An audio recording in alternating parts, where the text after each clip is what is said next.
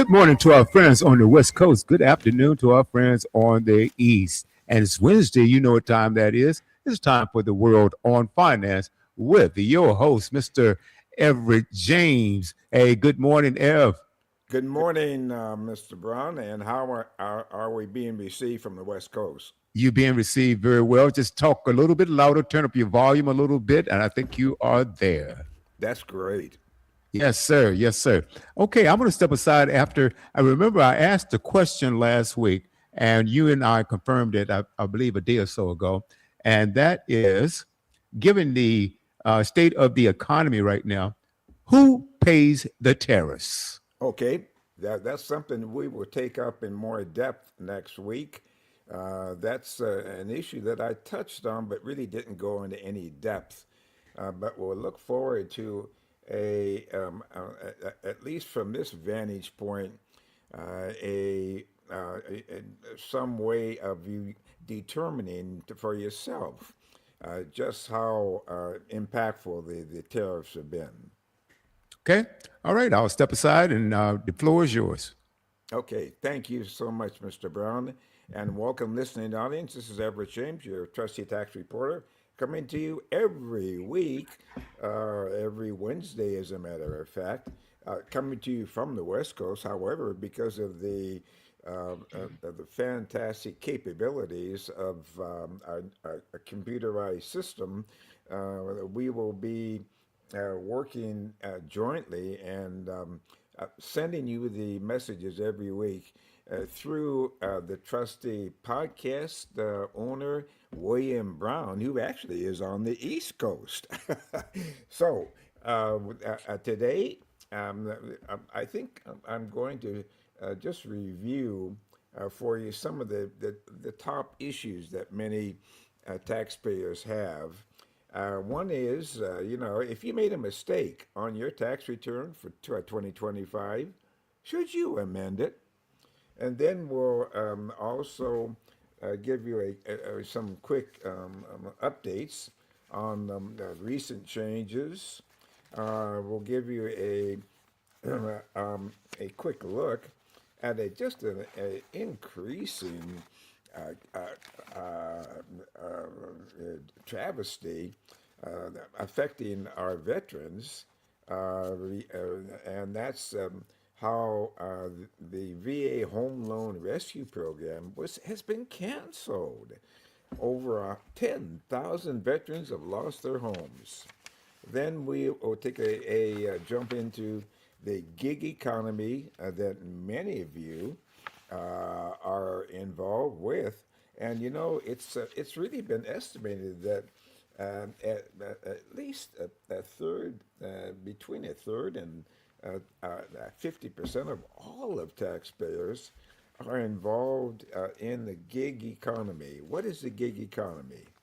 And we'll take, if we have time, we'll take a look at some of the methodologies that are available to you to take care of taxes that you are being hounded by. And a quick look at the Fresh Start program if we have time. The And this is all based on the gig economy and what you should be doing, even if you're not involved at this current time. What you might want to do to just prepare for that, if you look down the road and see that your finances are nowhere able, like most of us, able to keep up with inflation as it ravages our purchasing power. Okay, this is Everett James. My contact point is calling 951-522-9877. That's 951-522-9877. And for those of you who are more disposed to the internet communications, EVJTAX1 at gmail.com. That's EVJTAX1 at gmail.com. Just before we get into some of the major highlights of this morning's program, want to just remind you that we have a local baseball team in Southern California that's doing so well, 9 and 10-year-olds, and they've been organized into a 501c organization, nonprofit organization, but they're just doing so well that they've been invited to participate in an international competition. For those of you who live in, particularly in Southern California, or in middle California, the there's going to be a huge international tournament coming up just in a couple of weeks from now, somewhere between uh, approximately June 17th and June 23rd or 24th. The competition is going to be raging in Chino Hills, a community, local community here in Southern California. And I'll be here with the complete details on that tournament and how you might how you might participate as a contributor. So keep in mind that they are looking for cash contributions and, of course, in-kind contributions. For the team, baseball uniforms, cleats, bats, helmets, and anything that could be used to assist in paying for their overnight stays when they have to go out of the area to compete or out of the state to compete. So we'll try to keep you up to date. The owners of this 9 and 10-year-old baseball team, uh, um,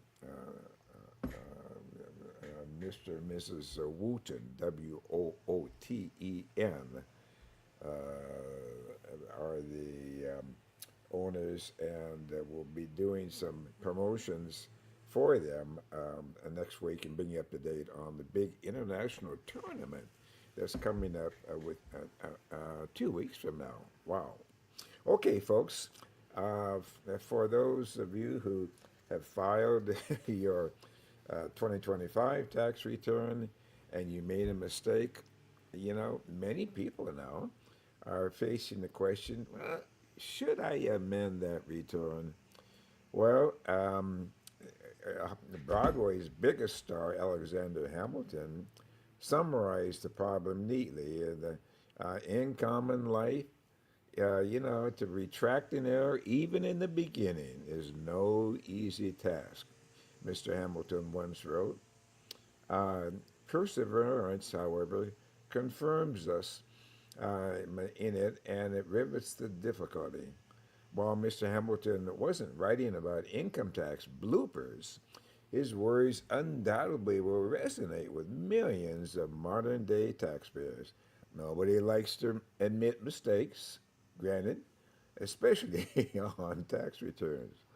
But as lawmakers continually add layers upon layers of complexity to the nation's tax system, millions of taxpayers each year face these corny, really not corny, but thorny questions about how and even whether, to fix errors and omissions.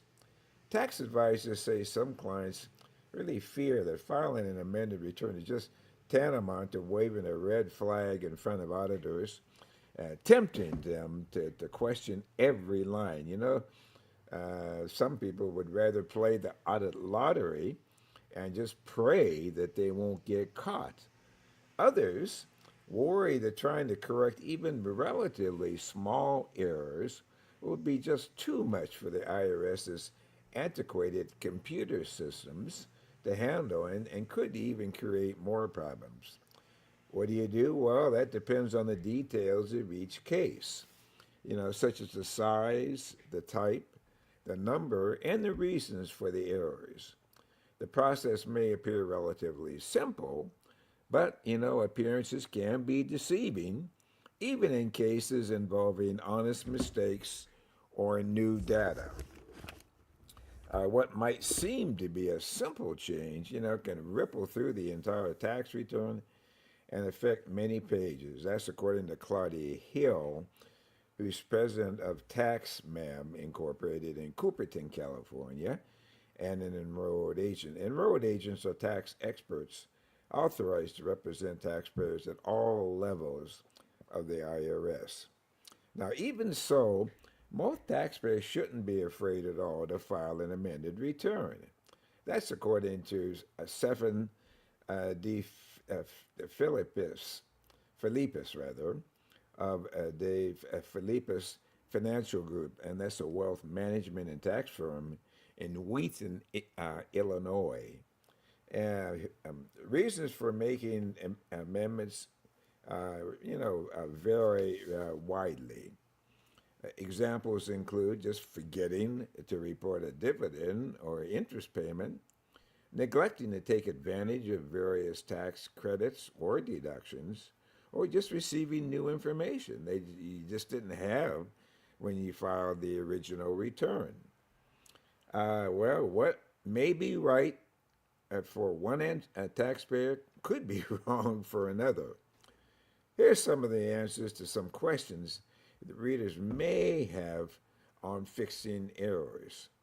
One question has been, how many people typically file amended returns? Well, according to Eric Smith, who is an IRS spokesperson, he's been in that position for a good number of years.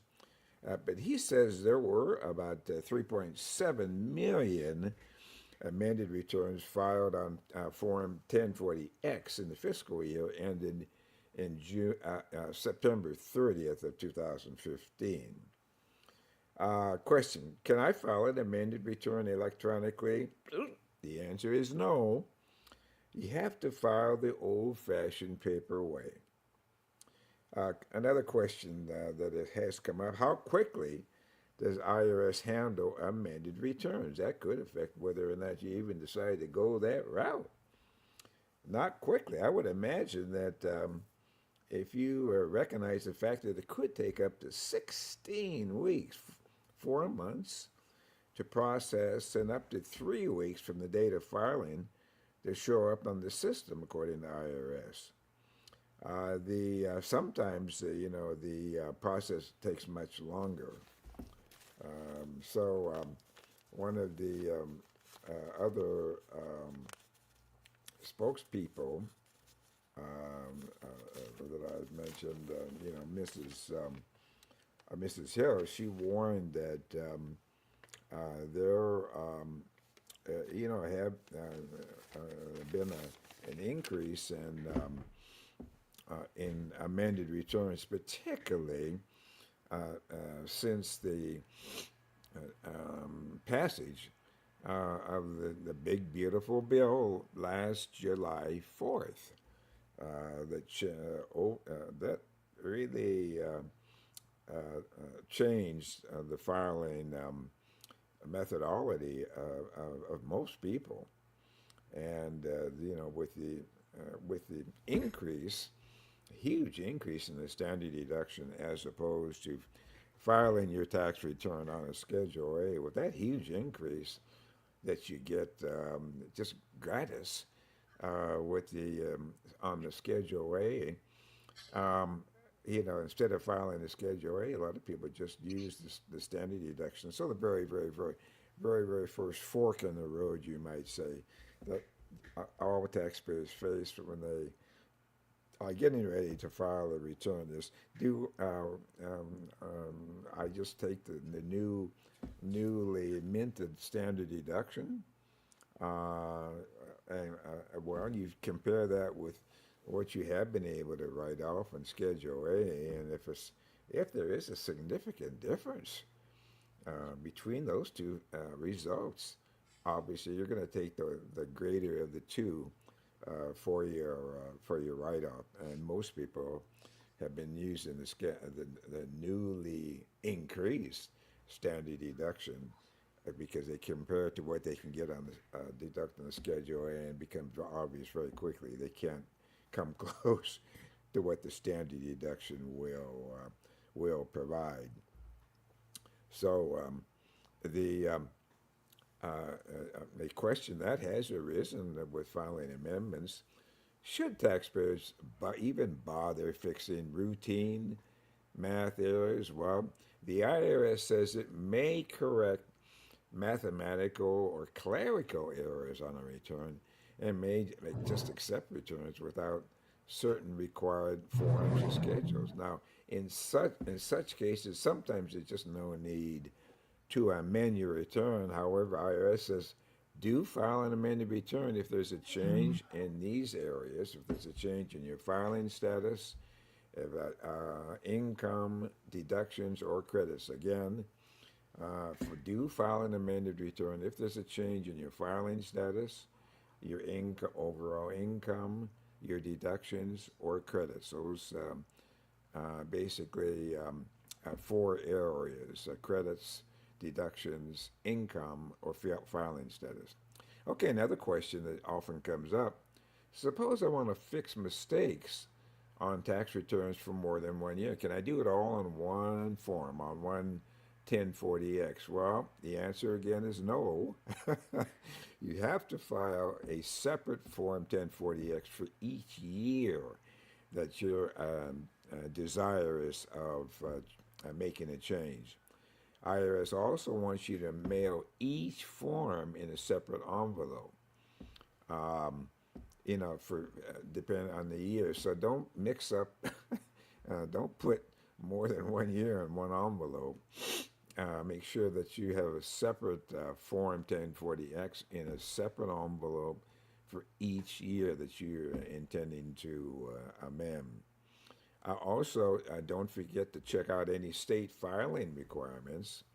One of the consultants have mentioned that IRS just wants to remind you to include the year of the return that you're amending at the top of the 1040X. Another question: can I fix just one error and ignore all my other mistakes? Nope, you cannot. If you file an amended return, you have to correct all the known mistakes. Um, the You can't just cherry pick what you want to fix. Okay, another question that has come up frequently: are taxpayers required by law to file amended returns with the IRS to fix errors? Well, no, not by law, and that's according to Brian Scarlatos, who's a tax lawyer at the Castellanes. I hope I'm pronouncing that right. Castellanes and Fink LLP law firm in New York. Millions of people do it anyway because they want to get right with IRS, and because they hope that filing an amended return and paying other balances due will enable them to avoid any stiff penalties. Others who amend returns may qualify for a hefty refund or a worthwhile credit. Okay, another question that has popped up: how far back in time can I go to claim a refund or a credit on my federal return? Well, generally, you must file the 1040X within 3 years after the date that you filed your original return. That's 3 years after the date that you filed your original return, or 2 years after the date that you paid the tax. So if you paid the tax, it's 2 years. Afterward, you can file the return. Or if you're making a change just on the on a return that you filed, is within 3 years.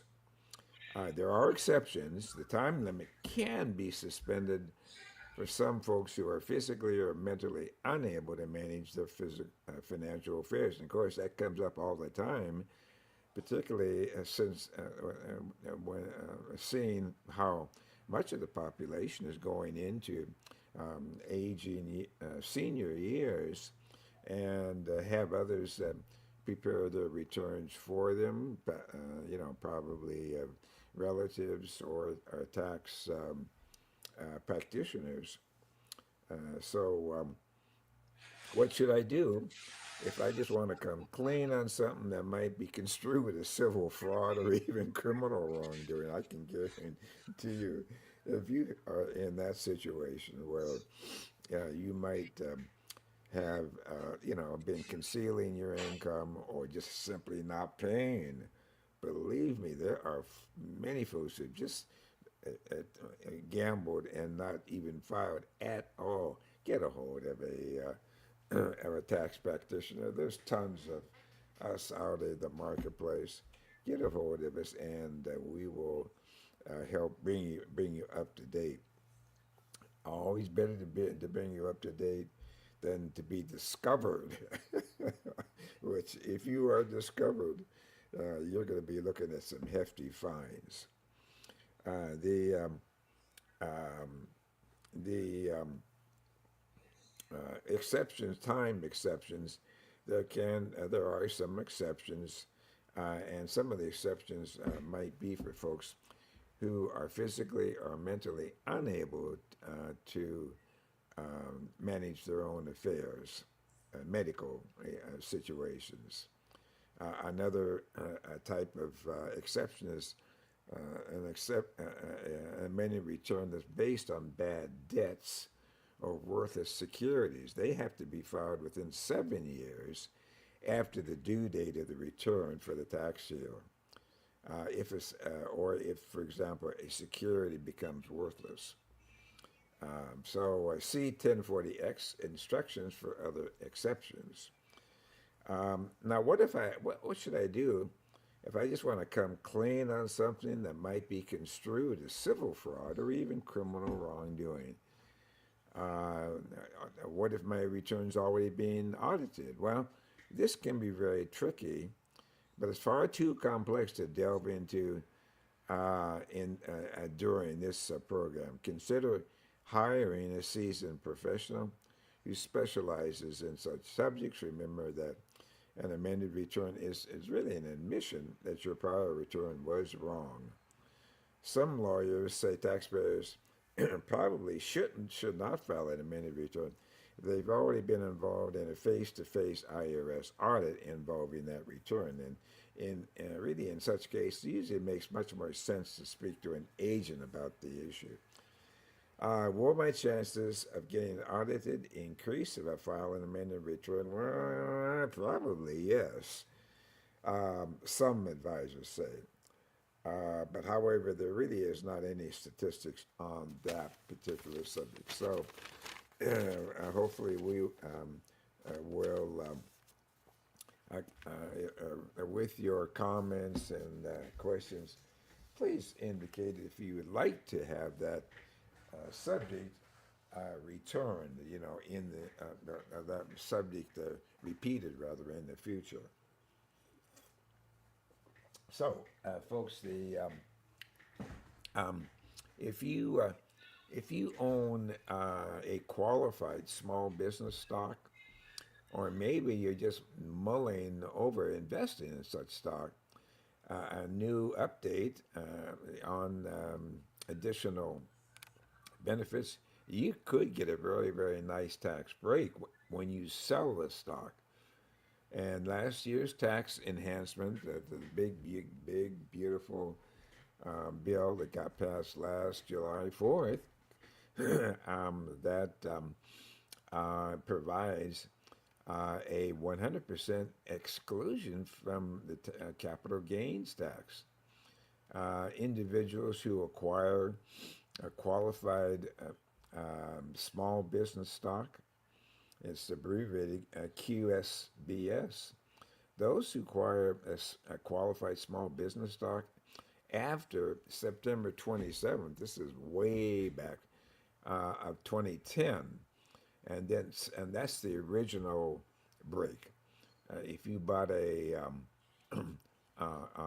qualified small business stock after 20 after September 27th back in 2010, wow, 15 years ago, and you sell more than 5 years later, you can exclude 100% of the capital gain from the sale, and the gain is exempt from alternative minimum tax.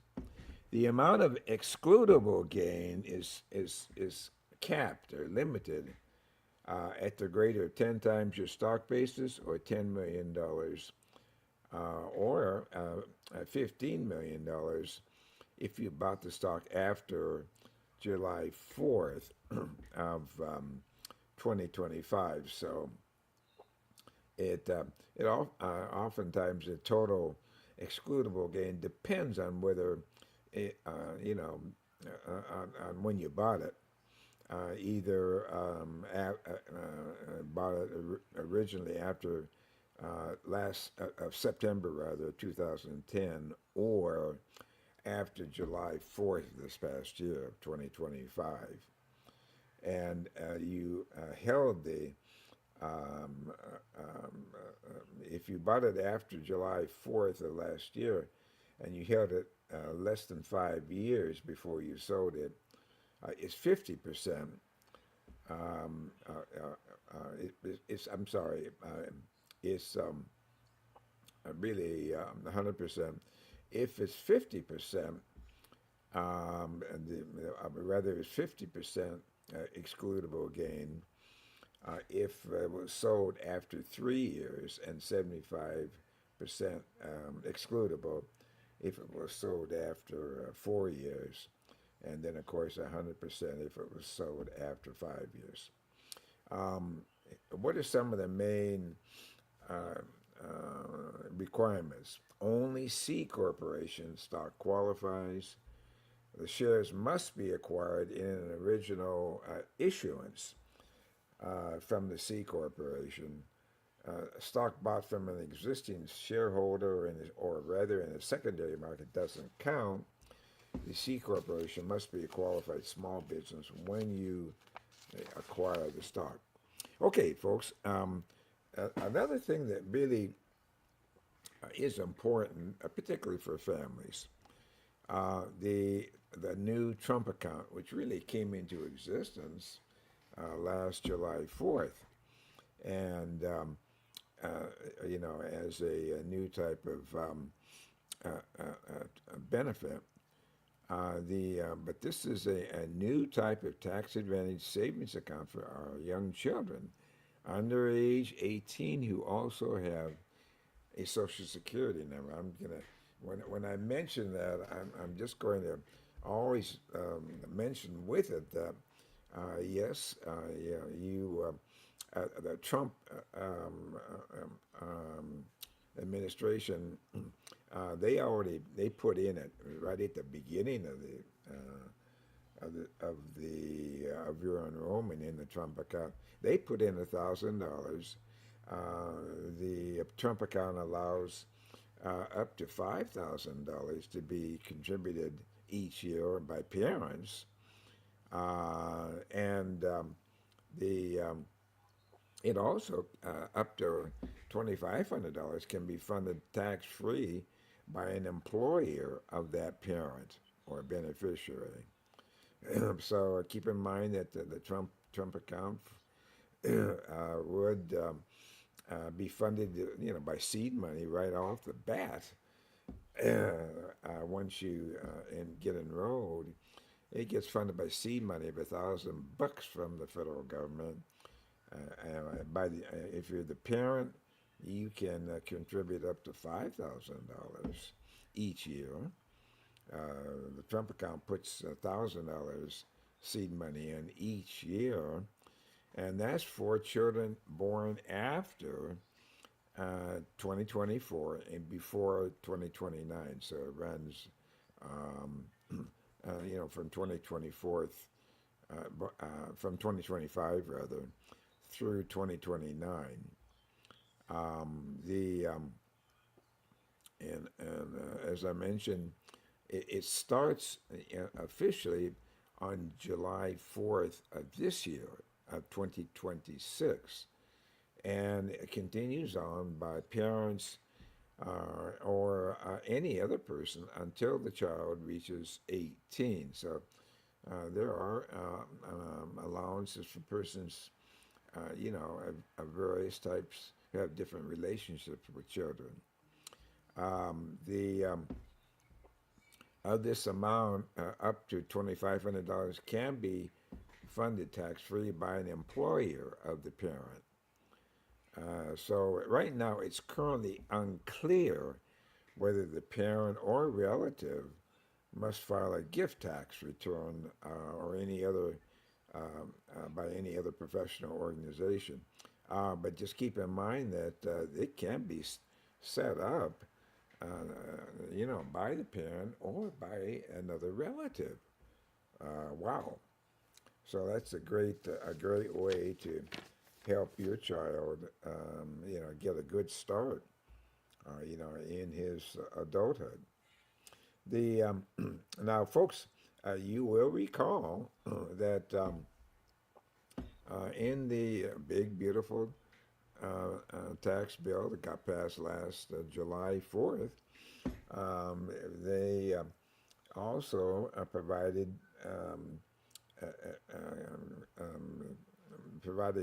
exceptions and ways for you uh, to exclude your tips from your pay and overtime pay, beginning with the 2026 forms sent out early next year. So it actually begins, that actually is going to be take effect. It had already taken effect for 2025, but they're adding, beginning in with the 2026 forms, they're adding more codes for the box 12 of the W-2. So TP is just abbreviation is for the total tips reported by the employer, and TT is overtime. So TP is for tips, and TT is for overtime pay.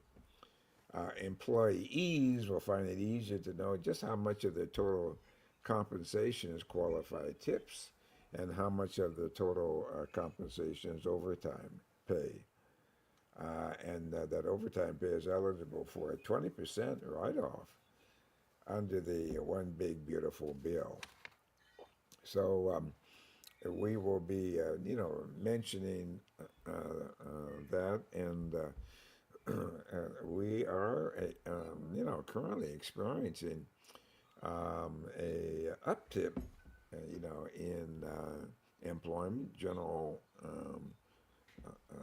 employment, and so that's going to be, given a break, as because of the One Big Beautiful Bill that got passed last July 4th.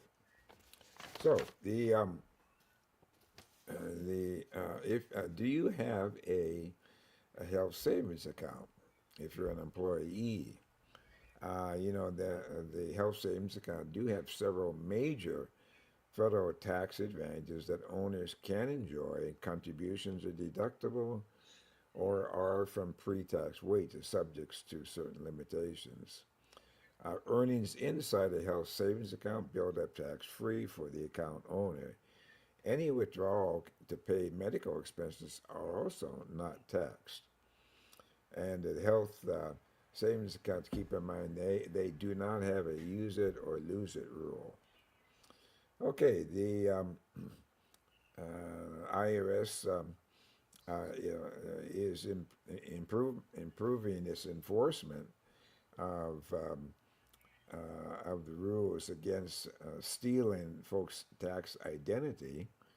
That's thanks in part to a lot of anti-fraud measures the IRS is using to filter out returns.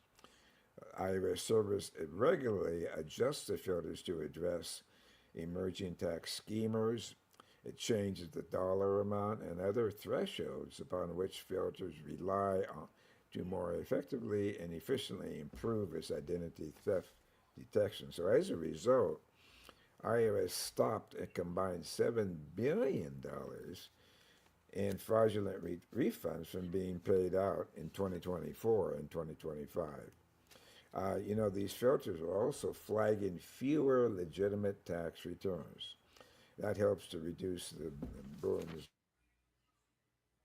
on taxpayers. Okay, as I mentioned earlier, the just wanted to for the veterans wanted to just alert you to this incredible failure of a VA home loan rescue program that just got canceled abruptly. Over 10,000 veterans have lost their homes. The VA program, it was a mortgage rescue program. It was called VASP, VASP, but it was abruptly shut down in May of last year, leaving tens of thousands of veterans without a safety net. As I mentioned, more than 10,000 vets have lost their homes to foreclosure since the program ended last year. That's the highest pace in a decade for VA backed loans. Another 90,000 veterans are currently behind on their mortgages or actively in the foreclosure process. Veterans with VA backed loans now have fewer protections than most other American homeowners if they fall behind on their payments. Veterans already have been forced into higher rate loan modifications, and they're not going to see any relief under the new program as it's currently written. How did the crisis begin? What is the VAST program? When was that best program canceled? The human cost. Why VA borrowers now have fewer options than other homeowners. They say that a replacement program is coming, but with caveats. What can veterans do right now? Well, we'll review that and repeat it again if we have enough veterans who would like a repeat of that content area. As I mentioned,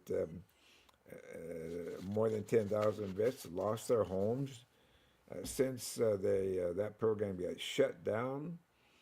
The figure, as I mentioned, represents the highest pace of VA loan foreclosures in a decade. And, housing advocates now are warning that tens of thousands more veterans are at risk. The VA-backed loans are now left with fewer options than almost any other category of American homeowners. A replacement program is now being developed, but gosh, it's still months away from being launched, and housing industry groups are already raising concerns that, as currently written, it may still leave veterans worse off than their non-veteran counterparts.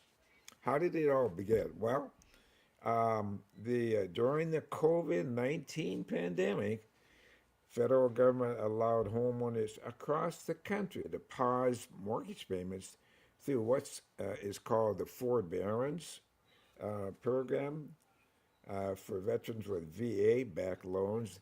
The program allowed them to skip payments temporarily, with the understanding that those payments would eventually be moved to the back of the loan term. You've heard of that methodology. In October of 2022, the Biden administration abruptly disconnected a key component of the VA forbearance program, while tens of thousands of veterans were still enrolled in it. Suddenly, those veterans were told they were owed all the skip payments back immediately in a lump sum For most, that meant coming up with tens of thousands of dollars that they just didn't have. The alternative wasn't much better. Veterans could accept a new loan modification, but the rates by that time, the mortgage rates had climbed quite a bit, from around 3% to 7%, and financing meant dramatically higher monthly payments. Many vets found themselves trapped. They couldn't afford the lump sum, and they couldn't afford the higher monthly payment either. Wow. So after investigative reporting in late 2023, it spotlighted the scale of the program. The VA just stopped the foreclosures across the board, and began developing a rescue program. That program became that VASP. Uh, so, um, so as I mentioned, it was shut down in May of last year. The agency gave mortgage servicers and even its own VA staff roughly 1 week notice that the program was ending. No replacement was ready. Veterans who had applied for the program but had not yet been enrolled were cut off. The door, as one person, one industry observer described, it just slammed shut. So the message was blunt, canceling all of those VASP programs without a backup in place. Those warnings did not prevent the shutdown. The VA, as of this point, has not yet publicly explained why that program was discontinued before a replacement program was available. So VA officials have not responded to questions on that specific point. According to the ICE mortgage technology, which tracks mortgage industry data, more than 10,000 vets have lost their homes through foreclosure sales in roughly 10 months. That's 12 months since the program was canceled. An additional 90,000 vets are currently behind on their payments or actively in the foreclosure process. And then now, with mortgage rates hovering between 6 and 7% over the past several months, vets who fall behind on a loan they originally took out at a 2 to 3% face a difficult reality. The only available options may be selling your home, accepting foreclosure, or just agreeing to a modified loan with a substantially higher monthly payment. Wow. The That's just an incredible, uh, that's an incredible disaster for our veterans who have were in that category. So, what can veterans do now who are they facing foreclosure? Well, if you're a vet now with a VA-backed home loan and you're behind on payments or concerned about foreclosure, there are some steps you can take right now. Number one, contact the VA home loan program directly. The VA maintains a network of loan technicians. You can discuss your options. You can reach the VA online at benefits.va.gov/home loans. Okay, to repeat, um, uh, be- um, uh, go online at benefits.va.gov/home loans, or by calling 1-877-827-3702. To repeat, calling 1-877-827-3702, or by going online at benefits.va.gov/home loans. Contact your mortgage servicer in writing. Document all communications. Request information about all available loss mitigation options, including any deferral options, in writing. Seek out some legal assistance. You can contact your nearest JAG office, judicial office, or legal assistance center on any military installation. Some organizations, such as the National Consumer Law Center, may also be able to help or refer you to local resources.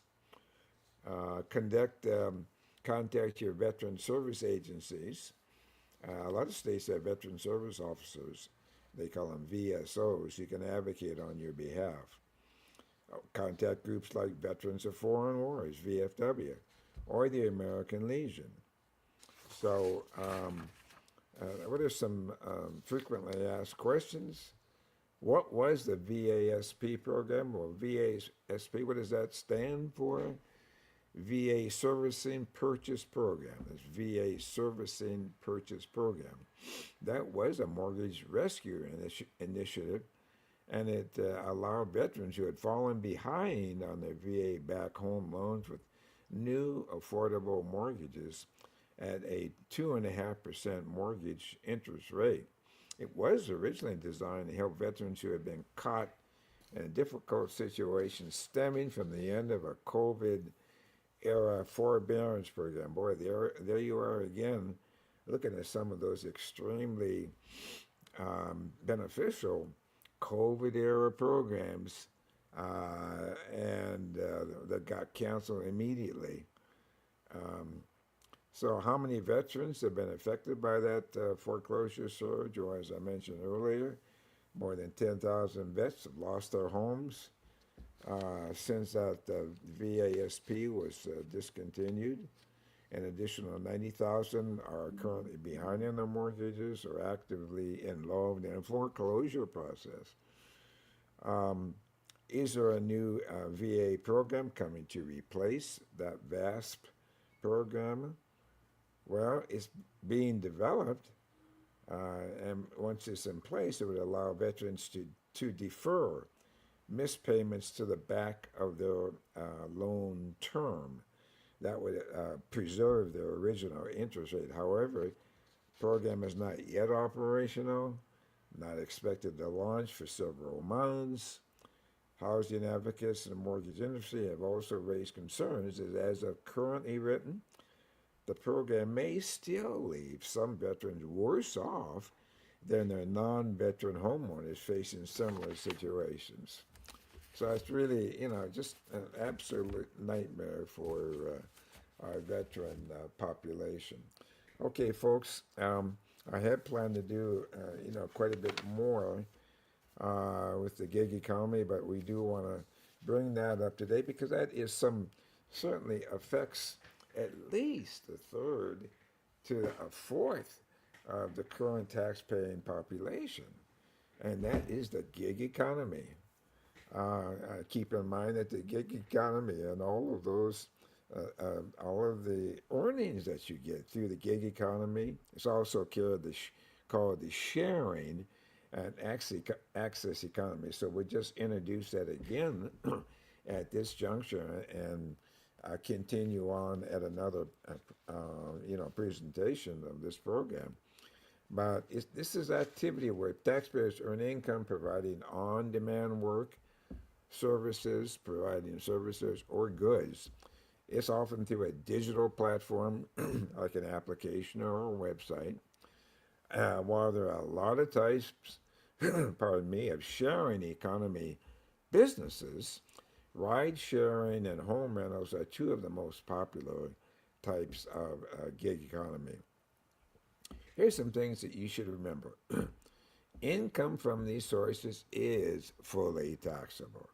And that's regardless of whether an individual receives information returns. So now, just because you don't receive a 1099 or a 1099K through the mail, it doesn't mean that it's not taxable. So you have to keep track.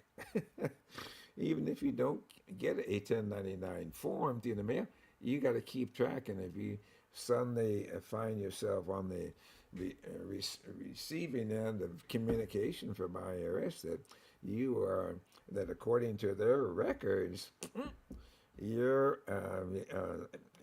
liable for taxes on income that have not been reported, and they can go back several years. If you don't have any record keeping, oh, contact a tax practitioner or tax service because you are in the jam at that point.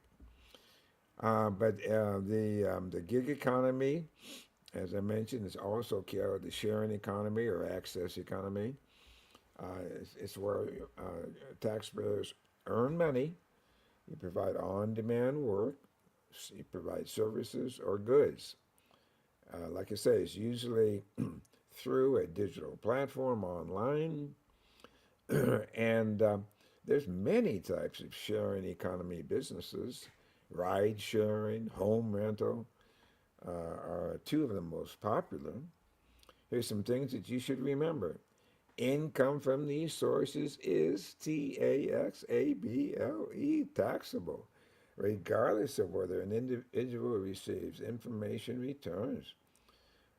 This is true even if the work is full time, part time, or even if an individual is paid in cash. Because keep in mind that even if you're paid in cash, you don't know whether not the person who's paying you is keeping records and is filing taxes, reporting that income on which you will be taxed. So you may be required to make quarterly estimated income tax payments, and you may be required to pay a share of your Social Security, Medicare, or Medicaid taxes.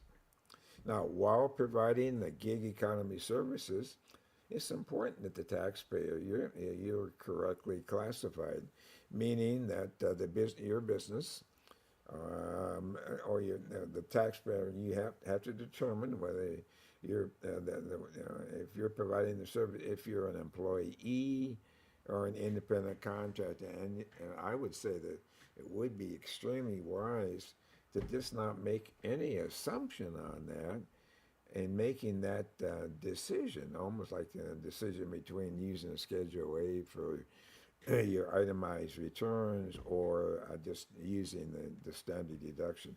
Contact the tax practitioner to get advice and help on making that decision, whether you are actually an employee who will getting a W-4 or a independent contractor, a gig worker who will be getting some kind of 1099 form.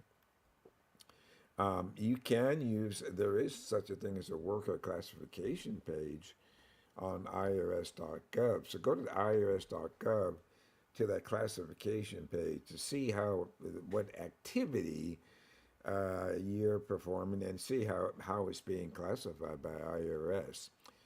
Independent contractors may be able to deduct business expenses depending on the tax limits and rules.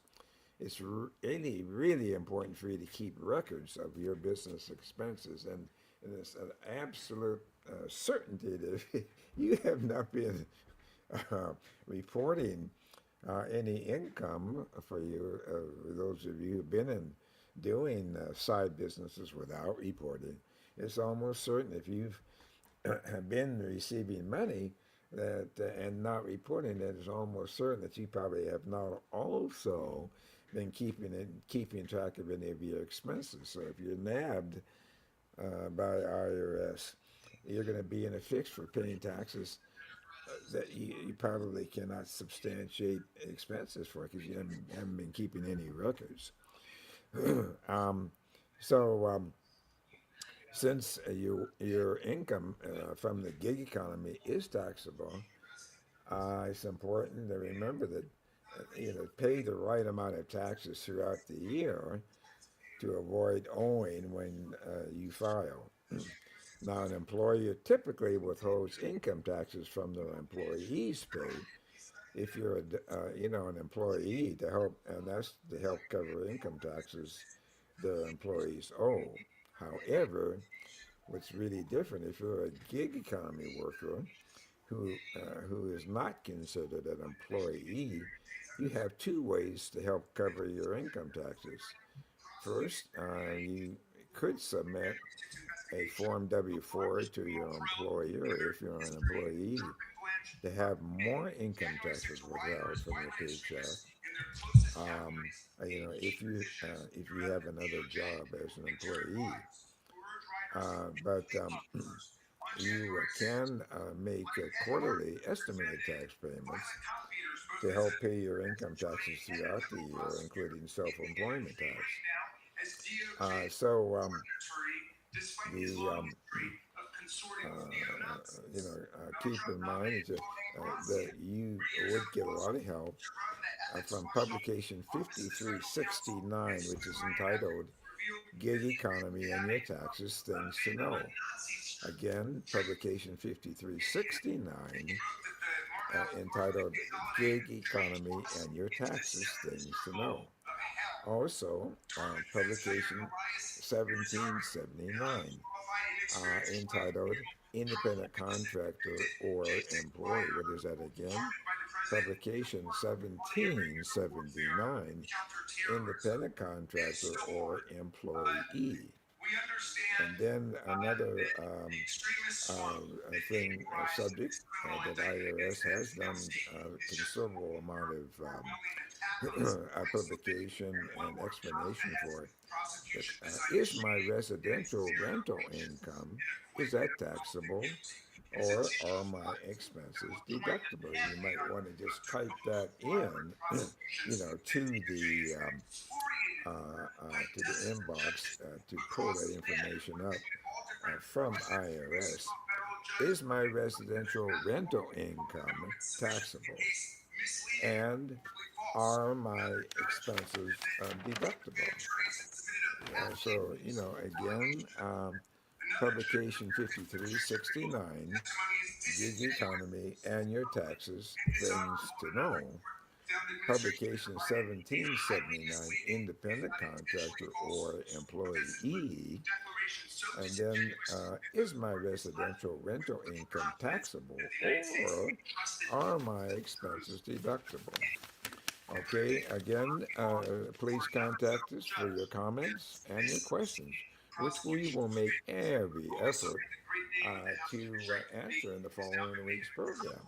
Everett James at 951 522 9877. That's 951 522 9877. And email evjtax1 at gmail.com. evjtax1 at gmail.com. And folks, remember that we're going to bring you up to date on our local baseball team that's playing in an international competition. That's going to be great for everybody, particularly for folks who live in Southern California or even the middle part of California to drive down and see a group of 9 and 10-year-olds go at it in an international tournament held in Chino Hills, California. That's the general area where the tournament is taking place, and our team that this promoter here is promoting is run by uh, uh, Mr. and Mrs. Wooten. Cicely Wooten is the mother of one of the players, and also she and her husband own a 501c organization that has just been set up so they can receive contributions, but they are looking for contributions in kind as well as cash. to help them pay, particularly pay for the hotel, motel expenses from out of state and out of area stays, and of course contributions in kind or in cash to help them pay for uniforms, bats, cleats, helmets, and uniforms. So please keep that in in mind. The And we will give you up-to-date information on the huge participation in a international competition taking place in this general Southern California area, coming up June 17th through the 23rd of this month. Okay, we will continue on with giving you more clarification on your responsibilities. If you are in the gig economy, which now, of course, many economists recognize as making up at least at 25% to 33% of the total economy. But it is based on flexible, temporary, or freelance jobs. Often involves connecting with client or customers through the online platform. That gig economy benefits you, businesses, and consumers by making work more adaptable to the needs of the moment and demand for flexible lifestyles. At the same time, however, the gig economy can have downsizes due to other complexities. American is well on its way to further establishing the gig economy. And as I mentioned, estimates show that as much as a third of the population is already in some type of gig capacity. Experts expect this working number to rise as these types of positions facilitate independent contracting work, with many of them not requiring a freelance to come into an office. You don't have to come into an office. Gig workers are as much more likely to be part-time workers and to work right from their own homes. So we will be looking forward to helping update you on the nature of the gig economy and your expected participation by IRS.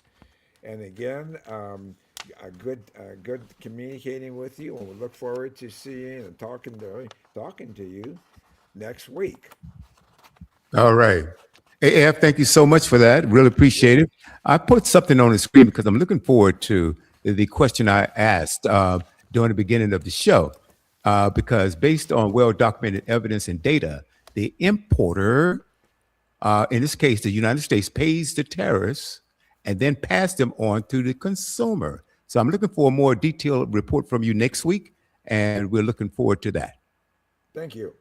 All right, my friend. So anyway, guys, thank you so much for listening to The World on Finance with Mr. Everett James, our tax advisor right here on this network. Ev, you've been with me, whoa, man, 5-6 years or so, bringing valuable information to a global audience. And I really want to appreciate that. I believe it's been at least 5 years, if not more, 6 or 7. I'm not exactly sure. Perhaps we can look that up and give more detailed information on that to the audience.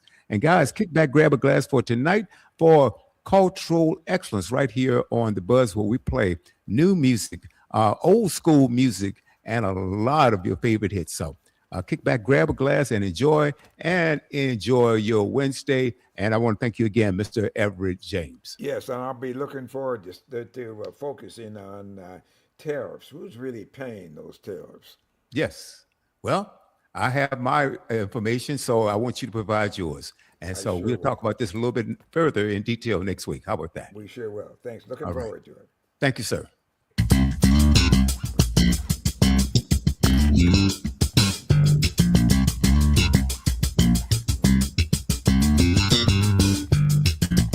And as I mentioned before, Another excellent broadcast brought to you by The Buzz. Studio W, your global radio network.